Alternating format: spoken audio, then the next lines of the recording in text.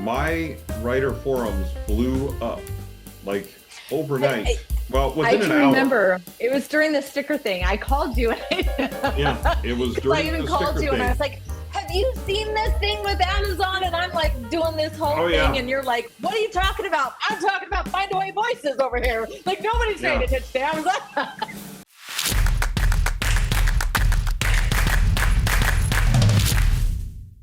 So, how's your week been? This first part of this week, you remember when 2020 seemed like a decade? Oh, yeah. So like Y2K? The last week and a half is like 3 months. Right. And yet it's also flown by. So there's some incredible stuff happening that I'll tell you about for me professionally that is also great for me personally. Like, anyway, there are good, awesome things happening. Yeah. In the publishing industry, so as far as the writing part of my career, I was going to slowly transition to direct sales. I am now quickly transitioning to direct sales. Right. Right. And the reason is exactly some of the things that you were dealing with and that we're going to talk about in relation to strategy versus tactics, because Amazon is, for a while now, they have not been author's friend necessarily. Right. That situation is not improving. No. And they are not readers' friends really either. And readers are beginning to understand that, at least, and I'll say more voracious and avid readers are beginning to understand that. And so there are more options are becoming available that are taking us off of that platform for both print books, for ebooks. Now the audiobook world has been shook up again. Yeah. Okay. Yeah. I wanted to talk to you about that for sure. Yes. So, but all of these things relate to that same overall topic of strategy versus tactics and why it's so important to an author business. Because as you saw, like your strategy for getting pre-order books on Amazon, awesome, until the day it doesn't work anymore. Right. But the truth is that's a tactic. The strategy is I want to get print books on Amazon for pre-order, even though Amazon technically doesn't let me do that with print books, right? So that's the strategy. The tactic was go through Ingram, do this, do that, and that's no longer working. Now in this case, I don't know if there is another tactic that will work for that strategy. Okay. So let me back up here a minute and let's back up and talk about why. Explain what's happening. This is what's happening. Okay. So first of all, with me, I know that this happened while you were you away when this happened, when I called you? You were. I was close to going away. I was I was headed to LTUE, which was good timing in a lot of ways. I had a lot of discussions with authors about what is happening with Amazon and what's happening with audiobooks it was good. In really kind of an epic way in a huge environment where there were able to be huge groups of us talking about what is happening and what does it mean? You know what I mean? Like what does that mean for going forward? So well, okay, I'll give my little spiel about why this happened really quick. Short nuts and bolts. I was hijacked a couple weeks ago by a client who was publishing her book. And I think I even mentioned this in the last video we were talking about. Oh, I didn't talk about it in the video. I just brought it up to you. But anyway, I had this client hijack me, and she, I was doing a really good job at ignoring her. And I know that sounds horrible, but it was mostly because she was asking me to do things that she needed to be doing on her own. And I didn't have the time. She'd already hijacked my calendar for like 2 weeks and it was all bad. But anyway, so I was ignoring her. And then all of a sudden I had 2 more clients that I was publishing that next week. And so I took care of their books, and I did it in the same way. I've been doing it for about 5-6 years now. I've been doing the same, and I have to say, I'm not doing the same thing over and over again. I've been using the same type of, like you said, strategy to get a certain result, and it's worked for a long time. In fact, just this week, my gal, she's got 2 bestseller badges this week, so she's doing really good. But the thing that kind of threw me off was that I was noticing that the Amazon monster was not listing the books the way I was familiar with. Like I was and I know for over a couple years now, they've been strategically tweaking shit, and I hate to say it worse than that, but like I've been really, really frustrated because for a while there it was like, okay, we're creating a link that is teeny tiny, and you won't even be able to see, it's like buried. And then I found the link, and then I could still pre-order, and then all of a sudden it was like the link was gone, and then they were creating a separate sales page, and then all of a sudden the sales page disappeared. And that's the crux. That's what happened to me, is I noticed that my clients were losing sale pages, like the ASIN pages were actually gone. And I was wondering what was happening. And one case in particular that really kind of threw me for a loop was that the one client, she had listed her book on Ingram Spark and Amazon. Amazon's hardcover could be listed cheaper, and she could make more because of the way Amazon's structure is. And so because she published this book in such a horrible way, I went ahead and listed the price lower on the KDP version of that hardcover so that she could at least get some sales on it, because I can't do it any other way. Ingram, I mean, I have to price that down book up to like around $40 or $50 just to make a buck.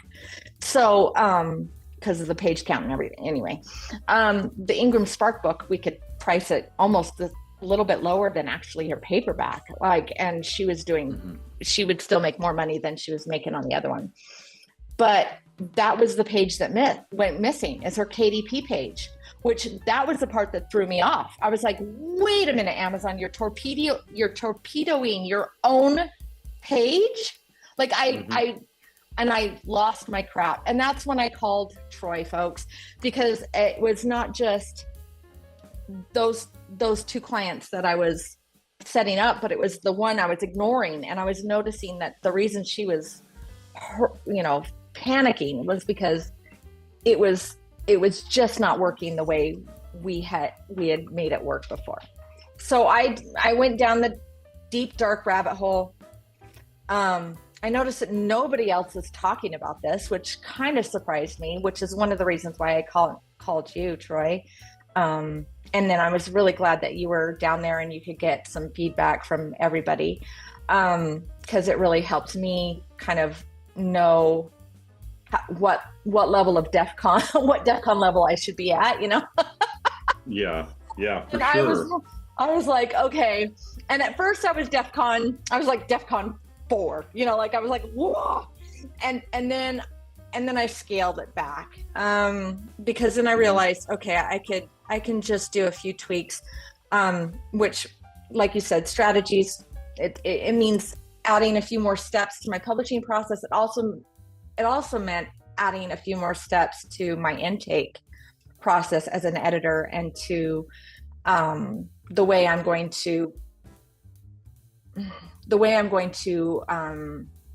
vet my clients before they come on with me, so that I know that I'm getting them in the right pigeonhole early, because a lot of this stuff we're going to talk about is probably going to be needing some prep work that we could usually not, it didn't take as much prep work before, and now I'm thinking it's going to take considerable prep work, more time, more patience to publish, maybe a little slower to get books out, which is fine because a lot of my clients rush the process anyway, so that's fine. But ultimately, yeah, I figured out that a lot of it's going to be on me, and a lot of it's going to be on the way I teach my clients, because a lot of my clients I kind of handhold through the whole process. but in that process, it's kind of complicated my life because again, it's, changing my whole systems. But in that same vein, I wanted to kind of mention the sticker issue that kind of came up in the middle of that.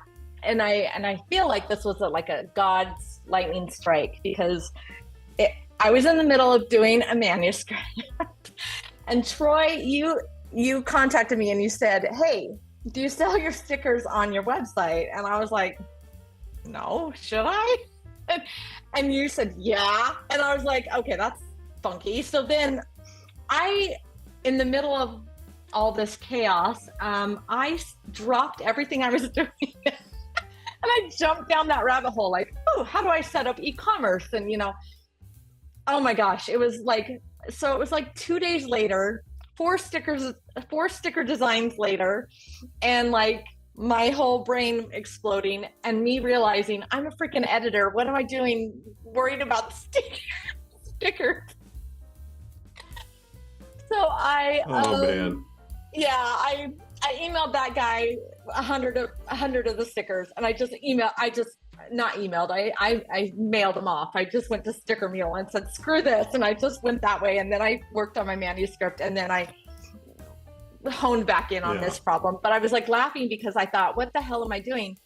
But then when the cards came crashing down, I realized that was legwork I would have needed to do anyway, because I was looking at e-commerce and the way it needs to be set up on your website. So that is something that I think that 100%, 150% now I am going to make sure that my clients are setting up all the time.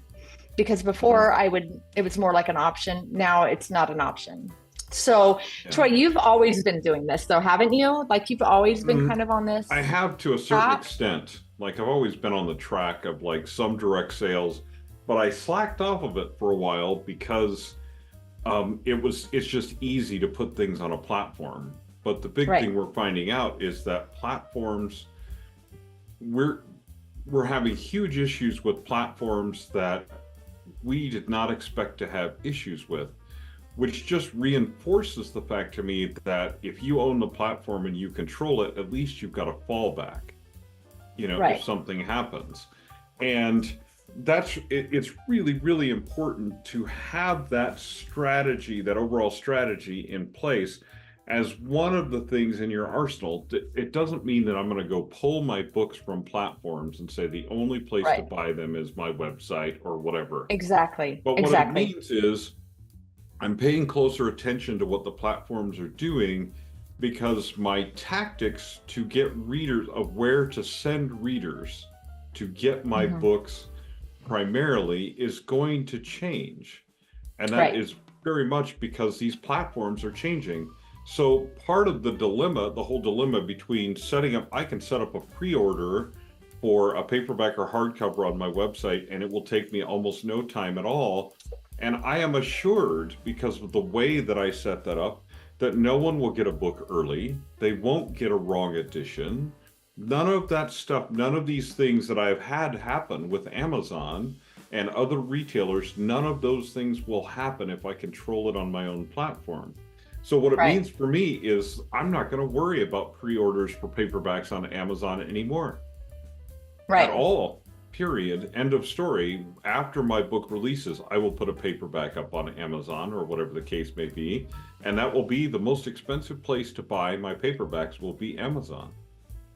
The second most expensive will be other retailers. The cheapest place to buy them will be directly from my website.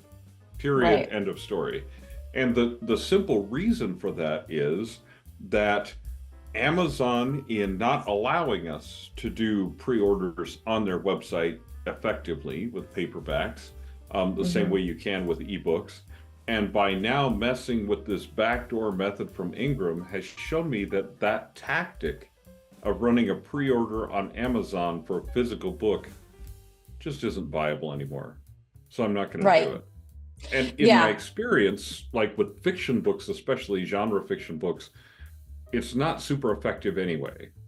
So it's going to be much more effective to run things off my website, to run pre-orders on a Kickstarter, something like that than it is going to be to run them on Amazon. Now, the kicker is not everybody has that ability. Not every client that you have is going to have that ability or that desire to do that. And they don't have to, but in that case, I would just tell them you're going to have pre-orders for ebooks, but you're not going to have them for physical books, because the risks of bad things happening as a result are far outweigh any benefits of having a pre-order on Amazon. Now, nonfiction books are a little bit different, but I would still say those risks, because of those risks being so high, have that pre-order on your website. Nonfiction, you should be selling stuff. You should have your own website anyway. Yeah. There are so many reasons for that, especially with nonfiction. But with fiction, not quite as important, but there's still some important aspects of it. Still important. And it's still, you can make a lot more money off fewer sales by selling things on your own website. Yep. That may or may not be important to certain people, but it's important to me, and it's important to the direction that my career and others like me that are mid-lister careers are taking.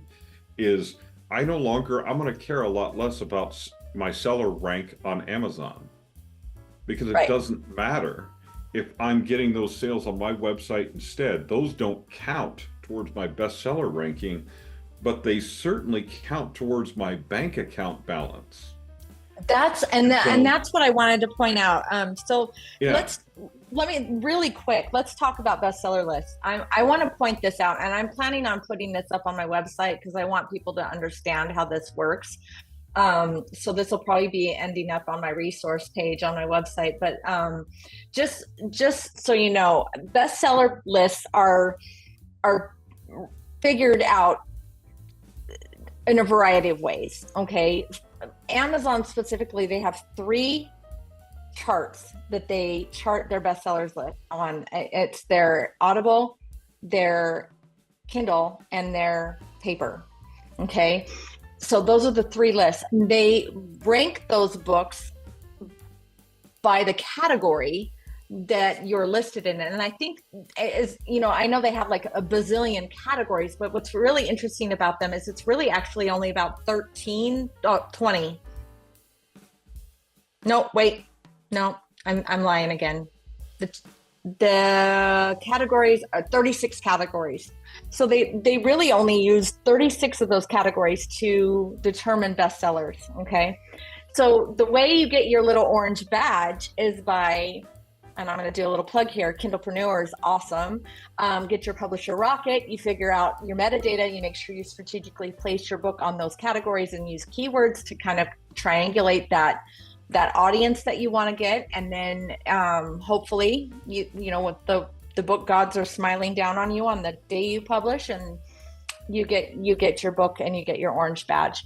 Now, the thing is about that orange badge is it's, and I didn't know this until just recently when I was doing this rabbit hole stuff, is that it's actually based on how many books are purchased within an hour. So it's hour by hour. So you can sell 36 books in 24 hours, or you can sell 36 books in an hour. If you sell 36 books in an hour, you might get that badge, but 36 books in that 24 hours, you might lose that badge. So it's literally like, so Amazon, getting that badge, I used to put a lot of weight on it, and I know a lot of my clients do. They put a lot of weight on that, and I know that part of it is because you're thinking the majority of the marketplace is over there. You're thinking that, oh, this is going to mean that I get more eyeballs on my book because the algorithm's going to be kinder to me if I'm selling, and those things are all true. But it's like what Troy said, and I've said this over and over and over again. If you don't keep marketing your book is going to die. And the thing is about books on Amazon is you've got a bazillion books that are published every single year. And, out of those 12 million books, where's your book going to be in the pile if you don't sell 36 books that day? You're going to be at the bottom of the pile. It's a huge pile of books, guys. So really the best strategy versus, tactic strategy is going to be building your author platform. And you've got to be patient, and you've got to start that long. It's a long tail thing. You've got to get that started before you write the book. I want that to echo. Well, and okay, there's another aspect of this though. So let me throw a couple other aspects at it. First of all, like let's say you're in the horror genre, okay? And you release your book and you do sell 36 books an hour. But at the same time, Stephen King released the newest edition of fairy tales. And so he sells 36 books in 10 minutes. Right. Guess who got the bestseller badge? Guess who got the bestseller badge? And guess how quickly yours disappears because of your timing on that day. And you have zero control over that. You have no control. It may or may not impact your actual book sales to be up next to Stephen King on that list on that day for a couple of hours. Right. It may make no difference to your long-term sales at all. Now, here's the other thing that increasing your prices on Amazon and selling direct does. Guess what I can now do with Amazon ads? I can scale them because my profit margin is much higher. How much different is my profit margin if I have my book marked at $11.99 on Amazon for the ebook? Or actually, you want to market it at $9.99 for the $9.99 fiction. But anyway, because then you can still collect the highest percent. Anyway, all of that being said, now I've got $7.50 as my profit margin on that book, approximately. Okay. Right. So I can bid higher on Amazon ads and not lose money. Right. And at the same time, if people that are on my email list and that know me and have seen me on social media, and that's where my Facebook ads and my BookBub ads are pointing to my website, they can go to my website and buy the book cheaper. But if they don't know that and they're on Amazon, how many traditionally published ebooks do you see that are in that $9.99, $15.99 range? A lot of them. So what, as an indie author, so what are you going to do? Pricing your book higher so you have a higher profit margin for ads. There's nothing wrong with that. So do it. So there's a couple different aspects to it, to the direct sales, that allow you as an author to basically make more money on all the platforms that you're on, run better marketing campaigns, which realistically in the long run could have a higher impact on your sales by running these ad campaigns in the background that I have higher bids on. Now I can appear next to Lee Child and other people on those lists because on a constant basis, because I can support that with ads, while at the same time making more money on the back end on my website. Right. So there's all kinds of things that are involved with that strategy, right? If Amazon suddenly changes their strategy and they say, okay, a bunch of people are doing this with books at $9.99 and now you're going to get a lower percentage at $9.99, you know what I can do? I can just switch platform or I can stop running ads because I'm already making money on my website and I'm not going to lose. I'm still going to lose some money, but I'm not going to lose everything. If Amazon changes its mind, or if they somehow delete my Kindle account for whatever reason all of a sudden, well then I'm not I'm not dead. I'm not dead. Or bury and I don't your have page. To go find a job, you know, or bury your page somewhere. Or bury your page somewhere. So you, as an author, you have to think sustainability and long-term and strategies versus tactics. Amazon, anything to do with Amazon is a tactic. It is not a strategy. My strategy is to get my book in the hands of as many readers as possible, right? And exposed to as many readers within my genre as possible. And that's all, we could talk about all the semantics down that rabbit hole. But the primary thing is expose my books to lots of readers, get lots of readers to read it and buy it and tell their friends about it. Amazon may or may not be relevant to that discussion 3 years from now because of the changes that are happening in Amazon. Which brings us to the changes that happened at FindawayVoices with audio. Yeah. Okay. Let's go ahead and segue into that. Yeah, because okay. Well, let's go do a little history lesson. Go back to the first little issue. Let me give a little history lesson on what happened with FindawayVoices. FindawayVoices was an awesome company to work for. They were an alternative to the horribleness that is Amazon ACX and the royalty share programs there, and how terrible that is for authors, right? And I'm not going to go into too much detail in that area because that's a whole different topic. I'll just tell you, people can blog. If you're an author, read blogs. And yeah, if you're an author and you have audiobooks and you're thinking about putting your books into audio, ACX royalty share is an extremely poor choice. You get locked into a contract for 7 years, you lose all kinds of control, and it's not good for you as an author. So don't do it. So we had alternatives. One of the best alternatives was FindawayVoices. There's still other alternatives. We'll talk about those in a minute. But FindawayVoices was one of those alternatives. Great company. The guy who founded it was a fantastic guy. You earned really good royalties. You were distributed wider. You had kind of an in with BookBub, with Chirp ebook deals and stuff yeah, like that's that. right. So I forgot about great BookBub. deal. Yeah, great deal. Right? And then Spotify comes along and buys FindawayVoices. Now, I don't blame the owner for selling it all. I probably would have sold my company at that rate too, so I could go live in an RV and do whatever the heck I want. However, what that did for authors when Spotify took over was they said, oh, by the way, guys, here's our new terms of service. Don't worry about reading them. Nothing major changed. It's just because we're Spotify, not FindawayVoices, so it's not a big deal. So of course, if you aren't aware, there are a number of authors who were once attorneys who have turned novelists. They read. Lots of them. They breed. A lot like of people rabbits. read. Yeah. So they read the terms and conditions. They right? read. And so what I do, generally speaking, when there's a change of terms and conditions like that, is I wait until my smart lawyer friends read them and tell me what's inside, because I have no interest in the law in that depth. So I ain't gonna do it.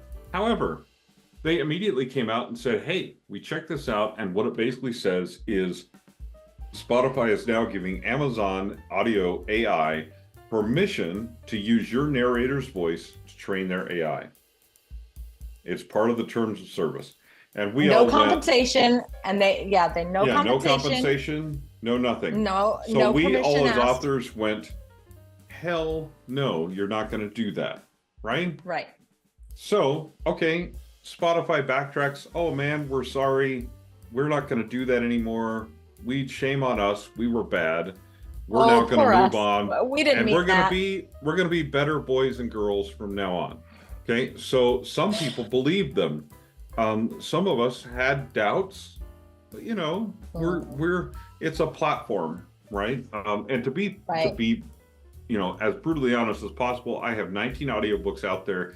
18 of them are locked in the horrible Amazon ACX thing. I've got about 3 years left on most of those contracts. Once they come out of there, I'll be doing some different things. That's a different story. But I've made more money off my one book that's in Findaway than I have off of the 18 that are in ACX.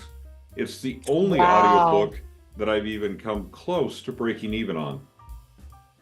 Okay. Wow. So let's be fair about that. So there was a reason I was on their platform with that audiobook and planning to add other audiobooks to that platform until about a week and a half ago now. Yeah, it's been about a week. Weeks ago. Yeah, maybe. Yeah. Anyway, all of a sudden there's another email that comes through, change of terms of service. And I'm like, this is really suspicious. But me being smart, I'm going to wait for my intelligent lawyer friends to read through the terms of service. My writer forums blew up like overnight. Well, within an hour. I can remember. It was during the sticker. It was during the sticker thing. I called you. Yeah, it was during the sticker thing. I even called you and I was like, have you seen this thing with Amazon? And I'm like doing this whole thing and you're like, what are you talking about? I'm talking about FindawayVoices over here. Like nobody's paying attention to Amazon. Yeah, I mean, there were so many things going on in the publishing industry in a really short period of time. But essentially what it was a huge rights grab. It was like, we can establish derivative works from your work and all this other stuff, right? It was horrible, horrible language. And then there was another clause in there that was like, basically, by agreeing to these terms of service, they can be modified in certain ways. And you still agree to that. You still agree that we can modify those without letting you know that we modified them. Without letting you know. And so, by the way, I think that's in every contract right now with all the platforms. I even went through Lulu's platform, and Lulu's contract has a clause in there like that says we can modify this and we don't have to let you know. It's your responsibility to stay up on our terms of agreement. And I'm like, oh, okay. It's a pretty crappy thing. But most companies It's kind of a legally gray area, and most companies are not going to take advantage of that clause. However, Spotify has, or what we're calling Find a Spot now, has pretty much, they've pretty much broken our trust, right? We don't trust them anymore. So, so there was a huge backlash. And again, they said, oh, we're sorry, that got copied and pasted from some of our other terms and conditions. And I'm like, error in copy and pasting? You have a fleet of attorneys at Spotify. Right. You have several of them on retainer. You can't tell me that nobody read that that terms of service after you modified it. But anyway, okay, so they said it was our bad. Okay, as of March 15th, those are no longer going to be valid, and these are the terms of service and that are going to be going forward and all that kind of stuff, right? So, but what happened was, as authors, now you've broken our trust twice, and so we're like, we no longer believe you. So we are leaving Findaway as quickly as we possibly can, and so are our narrators, and so is everyone that has half of a brain. And it's going to kill that company. And the reason for that is because we can no longer trust big tech that's supposed to be helping us to actually have our own interests at heart. So our next question is, well, what if I do go to Podium Audio or one of these other audio companies, and then some other company buys them? Right. And some other company buys them, and then they change the terms of service, and now we're out again. So what are we going to do? Well, I'm going to go wide with all of my audiobooks as much as possible and sell them directly from my own website. Okay? Right. This is the strategy. Now, to implement that strategy, I'm still relying on other tech companies. BookFunnel is my delivery system. WooCommerce is my e-commerce platform. Right? So I'm still reliant upon these other companies to implement this strategy, but I also know I can switch from WooCommerce to Shopify or whatever else I want fairly quickly if I need to, right? So I can pivot. If BookFunnel for some reason does some weird stuff that they decide they're going to try to do with my books or audio, I can pull them from that platform immediately and move them somewhere else. And there are even ways I can do direct downloads from my own website, and I don't even have to use an aggregator like that. It's just, there's some reasons that it's easier. That's a different topic covering like direct sales directly. We're not going to. Rather than the strategy discussion. But the point is that we're adopting strategies that have less and less reliance on big tech companies to enable us to do the things that we want to do as authors, because we can't trust them to have our best interests at heart. And so the biggest emphasis is to go, we need to adopt strategies rather than business tactics that we're 100% reliant on. If you're an author that's 100% reliant on Amazon, you're in a bad position right now. Good example of this. I have a client that literally, like, what was it, like 6 months or 8 months ago, she was on Amazon. She was 100% reliant as far as marketing goes on Amazon. She wanted to make sure that, everybody that she was talking to, and this gal, she's a go-getter, man. She was on the radio. She got on a couple TV shows. She was doing really good. She got in the newspaper, and she was selling a good portion of her books on Amazon. And then all of a sudden, Amazon, for some reason or another, figured this 85-year-old woman had a duplicate KDP account. And by the way, her name is very rare. I'll tell it to you after. There's no way she has a duplicate account, but they said she did. And because they said she did, and because they don't believe in doing due diligence or caring a lick about what they're doing to the little guy, they literally removed her book from the platform, and she cannot get on Amazon at all. Not even from another platform now, because she's been banned. But because she's been banned from Amazon for having this ghost account that doesn't even exist, because some bot probably messed up, AI. It pulled her. It pulled her and she's gone. And so because she wasn't anywhere else, all of a sudden, this woman who had all these people wanting to buy her book had nowhere to buy her book. So this is why you got to get it out of your head. Get out of your head that Amazon is the end all be all. Mm-hmm. It is not the end all be all. It is not even gonna, it shouldn't even be your priority anymore. No, the slogan now is wider than wide. And what's funny about this is that back when I started in the publishing industry, this was normal. Everybody sold books from their own website. Everybody was on every platform that they could be on. Even though Amazon was this rising behemoth, we all knew that making your book available to readers in as many places as possible made sense. Then things switched in the author community and we became reliant on platforms instead of on our own website. So everybody had their own website, but they were like, man, I hardly even go there anymore. I hardly do anything on it. I don't even know what to do with my website, right? Because we were reliant upon these other platforms, and like it was easy. Every month, Amazon sends you a royalty thing and you go, hey, thanks, Amazon. I appreciate that, right? And so we became reliant on those things, and it cost us in the long run, but in the short term, it was pretty good. 85% of our income's coming from Amazon. I'm like, hey, that's a pretty good percentage. I'm not a big fan of Amazon, but I'm a big fan of anyone who pays me 85% of my income, at least in a certain way, right? Right. So I was willing to sacrifice that. Now, was that good for writers in the long term? No, but in some ways, we knew it wasn't, and we always had said we can move our eggs if we need to. Well, some of us had places to move our eggs to, in and out of that Amazon basket. Some people did not, and right now they're scrambling because there's evidence that Amazon is pushing down LGBTQ content, that they are pressing down certain explicit, like steamy romance authors are suffering because Amazon is pushing that stuff down in the rankings and hiding it. Wow. There's the big push of this influx of AI written crap that people are trying to push on the platform that's reducing the quality. And so it's screwing everybody, guys. I mean, everybody. If you're an author out there that's right now just thinking, well, I'm just going to get AI, like, honestly, I'm going to rip your hair out if I meet you.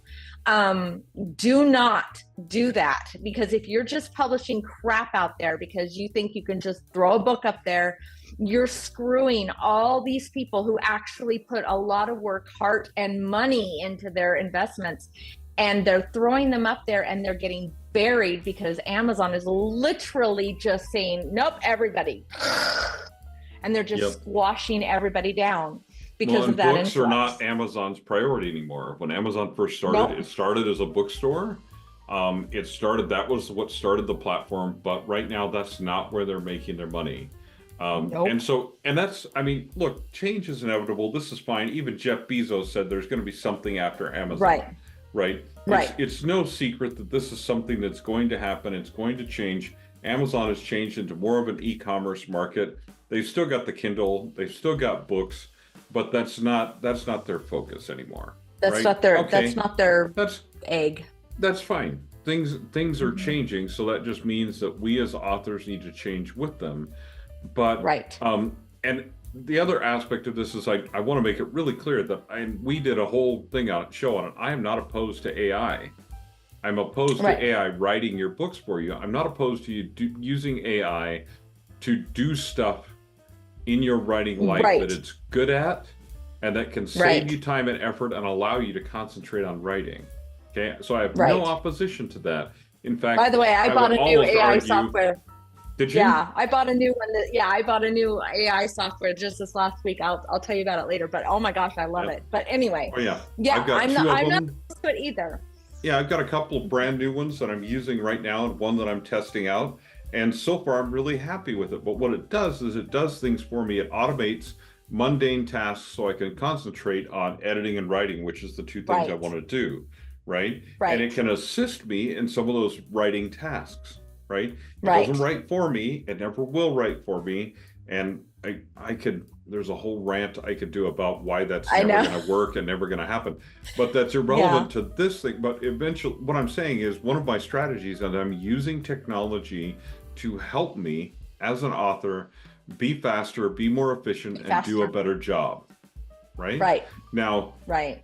But so I'm not saying no to AI, but what I'm saying is this AI thing, at least for the next probably year or so, until Amazon and other places figure out this AI detection type software and things like that, until all that kind of settles and gets solidified, it's going to be kind of a Wild West thing out there, kind of like it was when like there were a few of us, there was a few hundred of us doing the indie publishing thing. And it was a great time. You could put out books, you could make money, and all of a sudden everybody jumped on that bandwagon, and all of us had to adjust because it wasn't the same anymore. The exact same thing is happening now. This is a repeated thing of publishing. So if you're a reader, go to the author's website and buy your books there. So you're supporting them, but you're also saying, hey, Amazon, clean up that crap on your website, and then maybe I'll go back and buy from you, but I'm not going to buy from you under these circumstances. Right? Okay. Right. And kind of end of that rant type thing right there. Right. Right. But again, direct sales is a strategy that's coming back around. It's a tactic that's coming back around. That's a part of our big overall strategy that we have as authors. So as for authors, I would say, don't get caught up in the tactics. Make sure that you have a business plan that has good strategy, and be willing to pivot and change your tactics. This is happening in another business that I'm a part of, 2 other businesses that I'm a part of right now, is that we're rethinking our tactics. The strategy is remaining the same. Our mission and our vision is exactly the same, but the tactics that we're using to accomplish that, those are changing because they have to. Because as time evolves, those tactics become different. We're using different software, we're using different hardware, we're doing different things to accomplish the same thing. It's really, really important that you do that as we were just talking about that myself, because I'm trying to do that too with my clients because of this whole thing, and the way that I want to strategically place my clients and make sure that I'm sticking with their goals as the very forefront of my strategies with them. I have to change the way I strategize my business, and that means, like you said, I'm totally redoing, for lack of a better terms, my sales funnel or my CRM, where I, my customer journey. Because I want to make sure that, 1, I'm not skipping steps, but 2, that I'm giving them the best possible service that I can. But there's software, like you said, that I have not been utilizing, and then software that I have been, that now I'm going to have to dump and move everything into this software that I haven't been utilizing, that actually has been there the whole time that I've been paying for, that I should have been it's just requiring me to redo all kinds of things. Like I have to redo my contract in terms of putting it into another software that will be workable for, getting that information to my clients and so on. So it's just, it's a nightmare because it's not because it's difficult. I mean, although I do get frustrated, but it's a nightmare because it's time consuming. So the time that I'm spending putting all these automations into place again is time away from editing, and it's time away from coaching, and it's time away from serving for my clients. Yeah. And so in terms of an author, how this translates to you is, if you don't do this early, if you don't do this early in your business, if you don't do this early before the books are even written, if you don't set this stuff up early and figure out those funnels and figure out those sales systems and how you want to implement these strategies early, what happens is then the cards come falling down, and all of a sudden you're not getting any sales because you're having to move everything, and everything has to go on pause, and you're having to okay, where am I going to put my stuff? So it's better for you to do the wider than wide and just get all those doors open early and set all those accounts up early. You're going to be much happier and it's going to run much smoother. It reminds me of, what's her name? Kate Beret. Kate Beret. If you guys don't know Kate Beret, Kate Beret is an amazing gal. I absolutely love this woman. And I don't talk about her enough and I don't talk to her enough. Like, I honestly don't but she's like one of those women that you see from afar and you're like, oh, it's a unicorn. Look, it's a unicorn. Look, but she, in my eyes, she's a unicorn because she makes 6 figures as an author and she is an indie author and she does not like Amazon. Guys, she does not like Amazon and she hasn't liked Amazon for years. And every time I talked to that woman and she would try to tell me about her strategies, I literally just went like this because I couldn't be bothered. I had clients that wanted to be bestsellers on Amazon. I'm telling you right now that I'm kicking myself in the ass right now because I didn't sit down with that woman 4 years ago and say, okay, Kate, tell me what you're doing. Yeah. Because she's smart, So she believes in wider than wide, writing to market. She has a lot of strategies. She does lots of different things, but she has got a full-time author business going. And you want to learn from those people. You want to leech their brains. And Troy is one of those people. You've got to be able to get into the people that are doing the business so that you can understand what's happening.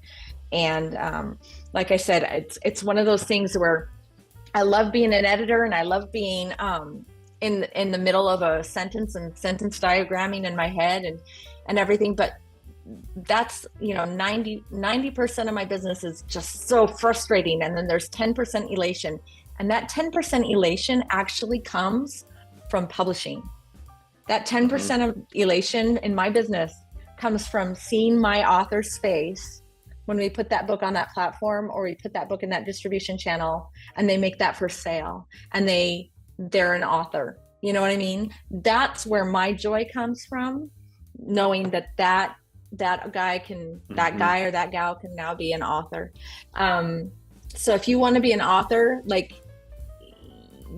it's not going to be good enough for you to just have your book on a platform. Eventually you're going to want to make some money on that book. Yeah, I mean, I'll offer a caveat with that. This is it. That is, again, if you want to make money off of that book. If you don't care about that for whatever reason, and you just want the title of being an author, or you're a hobbyist author, or a side gig author, or whatever, then that actually can be fine, because you do still get that. And I'm going to tell you that it is way less complicated. I can also tell you that there are still strategies that involve Amazon as part of them. So I'm telling you, I don't love Amazon. I have not loved Amazon for a while. Oh, but right. But Amazon you're still going to want to put your book on KDP. Yeah, Amazon has been a big part of our lives for a long time and probably will continue to do so for at least a few more years, right? So I'm not saying don't use Amazon. I'm saying there are strategies that involve, putting your book exclusively on Amazon for 90 days and then going wide, or various different things like that, right? There's different strategies that involve that are perfectly valid strategies and that people make money with. And they do get that bestseller flag on Amazon for a little bit, and then they drop off and they go wide. Okay, that's fine. Go wide. That's fine. That's great. It's a great strategy if it works for you and if you want to do those type of things, right? If that's your goal, right. It matters. A lot of it matters what your goal is. What do you want to do with your writing? How much money do you really need to make from it? What does that look like for you? What is your work-life balance? Do you have a day job still? So how much time can you actually afford to spend into the business of things? There's all kinds of factors that go into that. But our main point here is that the future of publishing is in a wider than wide strategy. I would say that it's going to get to a point like it once was years ago, that you can, as an author, only sell your books from your website and not have them on any other platform and still make a decent living doing so. Now that's my kind of maybe wild prediction for something that is very possible that could happen. Oh no, right? It's the Y2K. Yeah. I'm not going to prophesy a date Y2K again. or anything like that. Come with me up on the mountain. We'll have a little compound, a funny little flag. We'll go outside, fire weapons every now and then. The ATF will show up, be like, "Can we come in?" And I'm like, "No, but we're having Kool-Aid at 7. Stick around." No, and white sneakers. Don't forget your white sneakers. Yeah, we're not going to do that. We're not going to do that. But I'm going to predict that things are radically going to change for the publishing industry, where you as an author could have your own website, your own platform, and if you have a decent author platform and you built it and all that kind of stuff, people will come, they will buy direct from you, and it will work for you. Okay, I'm predicting if you build it, they will come. But I'm also predicting that probably still the most savvy authors and the best authors will be wide. They'll have their books on a variety of platforms. They'll also have them on direct sales on their website, and they'll have more of an overall strategy of, this is my strategy, these are my tactics, and I can change my tactics anytime I want. You guys remember the movie Heat? And then there's somebody that famously said it that they quote during that movie. The movie Heat with Robert De Niro and Al Pacino. One's a cop, one guy's a bad guy. They're kind of pitted against each other. And at one moment they sit down and they actually have coffee face to face. It's a great moment. And what they say is, one of the rules of being a criminal or being a cop is you don't get attached to anything that you can't leave in 30 seconds and walk away from. Because the man could be on you at any time. And so you have to be ready to drop and walk away from everything for your own survival. Now, as an author, I'm not telling you about like your wife and children and your dogs and all that kind of stuff. Don't do that. Don't just live in a little shack that you can like toss a match and run away. However, don't do that. When it comes to your tactics, like your author tactics, don't be so tied to anything that if you dropped it tomorrow, your author business would end. Don't do that. Because don't do that. Inevitably, that is the thing that's going to go wrong. If you're dependent upon Facebook ads, your Facebook account will get deactivated. If you're dependent 100% on Amazon, something will happen in your Amazon account that will be bad and cause you trouble. If you're 100% dependent upon Barnes & Noble, Apple, any other platform, that will cause you trouble. Have your stuff as wide as you possibly can. Have your own website. Do creative things like Kickstarter campaigns and stuff like that to keep your brand fresh, to keep it in people's minds. Look at Brandon Sanderson, man. It wasn't like people didn't know who he was. Had the biggest Kickstarter ever, right? So don't discount those things. Have things in place that you can do as many different ways as you can to sell your books that are tactics that you can hop from one to the other and change at any time that you want. You have the strategy of, I'm going to have a good email list. The tactic is, I use MailChimp, but I can switch to MailerLite or ConvertKit or anything else I want any day of the week that I want. It might not be the easiest thing to do, but I can do it. I can make it happen. Right? Troy's picking on me, guys. That's what he's trying. He's picking on me because I'm only picking on her a little bit, though, to illustrate the point that what matters is that big strategy. What doesn't matter as much is those little tactics. Don't get caught up in that trap. Because that trap is it trips up any business, if you think about it. Any business at all in the world that relies on their tactics have been elevated to strategies. That business is destined to fail before too long. Okay, it just is. Exactly. So businesses don't allow that to happen. Okay, you as an author are running a business, don't allow that to happen, because it's going to cost you. Okay, it's going to cost you. Right.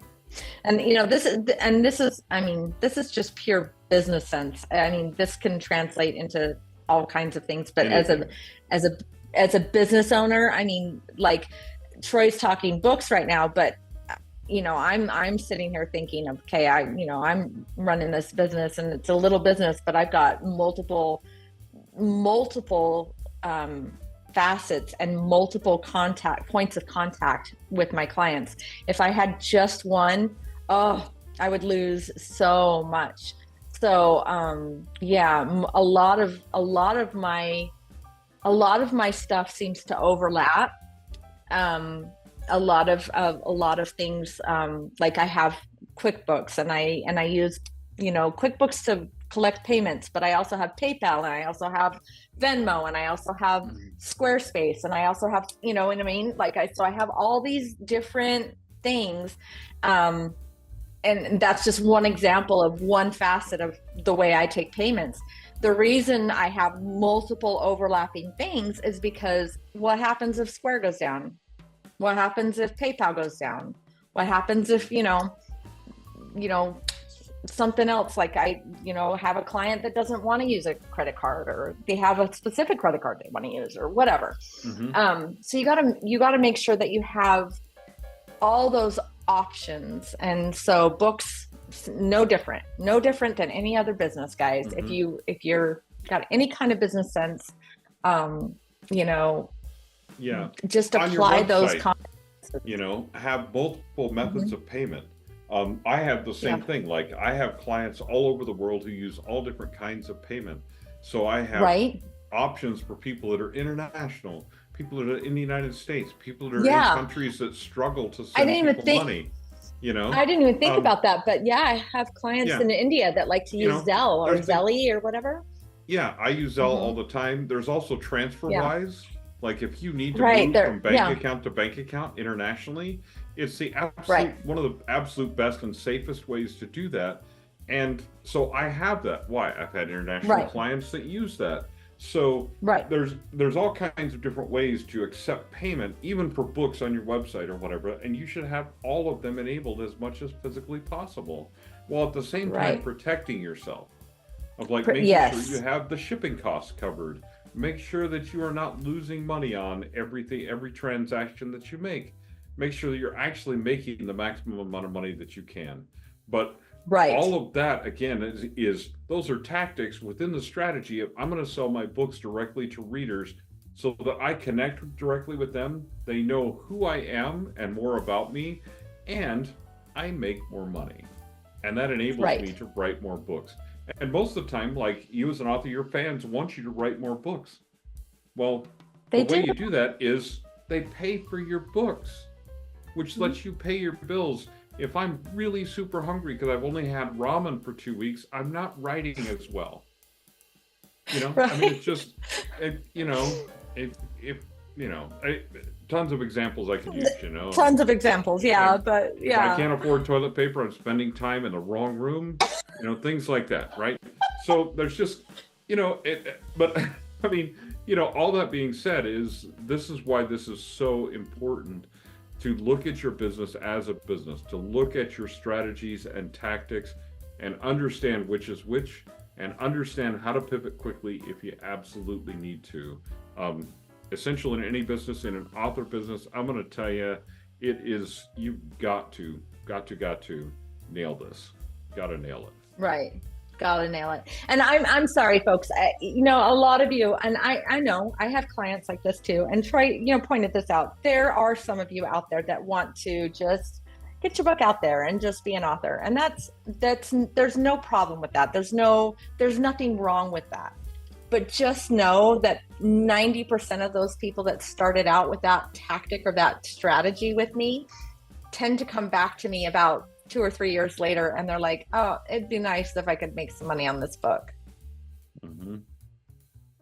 So it's something, I mean, especially when you're investing into, if you're spending money in an author and a cover designer and all the strategy that it goes into just putting a book out there, it's not worth it sometimes to just not throw it out there and see what happens. Sometimes it's better to go out there with a little bit of a strategy, a little bit of a game plan, so that you can have a little bit of fun. Well, and this is another aspect of it, is there's easier ways to make a living than writing for a living, as I tell people all the time. So you might as well make it as much of a fun as you possibly can and eliminate as much frustration as you can. And I'm going to tell you that there's sometimes frustration in changing tactics, but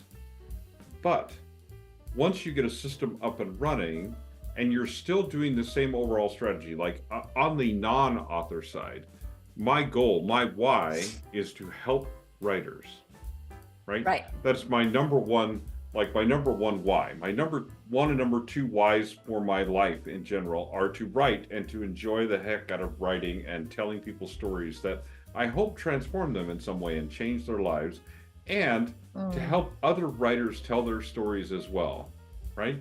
And so that's my two whys and my two major overall strategies, and everything I do fits underneath that. Just recently, one of the tactics I have used changed in a big way that's going to impact me professionally and personally in ways that I could not have possibly imagined. The only reason that happened is because I've stuck to that why all through, regardless of what it cost me, what happened, what else changed in my life. I stuck with those two whys and said, I am not compromising. And when I didn't compromise, the result is rewards later on. Now, I'm not gonna tell you it's some kind of overnight success, right? It's not. There's a lot of pain that goes around with it, but it's worth it. All of it's worth it to stick to that why. So if you're writing for any reason at all, understand why you're doing it and understand your why, because that's what's going to sustain you through those crappy days until all of a sudden you emerge into some beautiful sunlight and things are good. Okay, so just it's just one of those hang things on. About, but just hang on. Big overall things, strategies versus tactics. You stick to those strategies, stick to your why, and it will pay off in the long run. But never, never, never be afraid to pivot. Exactly. That's the rule for the day. That's the rule. So just so you know, Troy, like Troy said, he's like the guru and he's the plot doctor and he's I know you hate it when I say that, but you really are. You're my guru. And so you can always go to his website, TroyLambertWrites.com, and he's going to have massive amounts of tools for you there. And then also on my website, editsbystacey.com, I've got a whole page now dedicated to resources that I keep throwing stuff on there that I come across and that I'm just giving away to people just so that they can have these tools and these resources. And you guys should like and subscribe us. We're getting better. Posting it more often. I've got an assistant who's editing videos and getting things done, and so I finally broke down and hired somebody to help me. So she's doing a good job. But anyway, so yeah, just stick with us. We'll give you guys the skinny as we get it. But yeah, Troy, thanks so much for giving me your feedback this week and helping me totally pivot. And it was a major pivot this week. But I'm really glad that it does this. It kind of gives you that fortitude to keep going and gives you a resurgence of, like, oh, okay, dig, and I can do this. And why am I doing this? And you reassess your why, you really dig in and figure out what it is, so you don't lose track of what you're trying to do. And it's just all good. It's all good. Growing pains are not fun, but they're definitely worth it. Yep. So anyway, thanks again. And everybody, we'll see you next time. Thanks, everybody.